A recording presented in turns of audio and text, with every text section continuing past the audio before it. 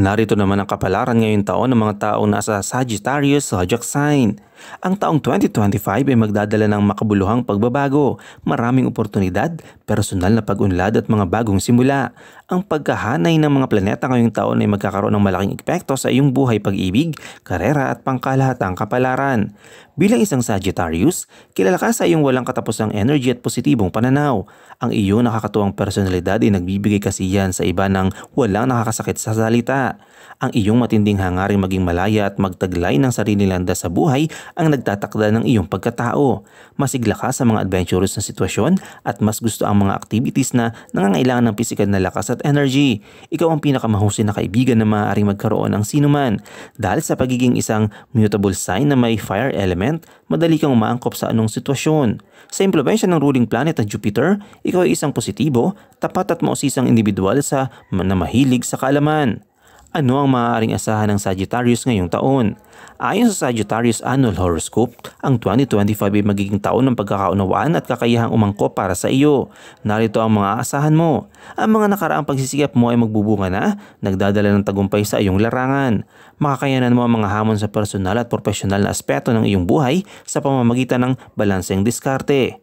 Para sa pag-ibig at relasyon, para sa may mga asawa, masaya at puno ng pagmamahalan ng iyong taon. Magkakaroon kayo ng mas malalim na pag-uunawaan sa isa't isa. Gayunpaman, maaari magkaroon ng mga hindi pagkakaintindihan sa ikalawang bahagi ng taon. Gayunpaman, maaari magkaroon ng mga hindi pagkakaintindihan sa ikalawang bahagi ng taon. Manatiling kalmado at bukas sa pag-uusap upang maresolba ang mga ito. Para sa mga single, ang unang bahagi ng taon ay paborable para makilala ang iyong potensyal na kapareha. Ang ikalawang bahagi ng taon ay maaaring magdala ng ilang pagsubok, kaya't mag-ingat sa pakikipagrelasyon. Para sa mga nasa relasyon naman, maaaring mag-umpisa ang taon ng puno ng pagsubok, ngunit kalaunan na magkakaroon ng balanse at pagkakaisa. Magiging masaya ang mga adventurous trips kasama ang iyong kapareha na magdadala ng bagong emosyon sa inyong relasyon. Para naman sa karera at pananalapi, ang 2025 ay puno ng pag-asa para sa mga Sagittarius. Magkakaroon ng positibong kapiligiran sa trabaho na magpapalago ng iyong kakayahan. Ang ikalawang bahagi ng taon ay magdadala ng katatagan at mga opportunities upang mapabuti ang sarili. Sa negosyo, magiging maayos ang simula ng taon, ngunit sa ikalawang bahagi ay makakaranas ka ng malaki at kapasipansing paglago. Para naman sa pananalapi, makakamit mo ang magandang kita at magiging kumpiyansa sa iyong pinansyal na estado. Magkakaroon ng ilang hindi inaasahang gastusin, ngunit magiging mas maayos ang sitwasyon sa ikalawang bahagi ng taon.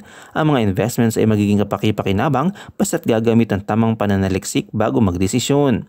Para naman sa kalusugan at pamilya, hindi magiging perpekto ang buhay pamilya ngayong taon, ngunit makakayanan mo ang hamon. Ang mga maikling paglalakbay, lalo na sa mga relihiyoso o spiritual na lugar, ay magdadala ng kapayapaan at pagkakaisa. Magkakaroon ng ilang di pagkakaunawaan, lalo na sa mga malalayong kamag-anak, ngunit maaari ito maresolba sa pagiging bukas at matapat. Para naman sa kalusugan, magiging maayos ang pisikal at mental na kalusugan mo ngayong taon. Walang inaasahang bagong sakit kung aalagaan ng sarili. Panatili ng positibong pananaw at siguraduhing nasa maayos na kondisyon ang kalusugan.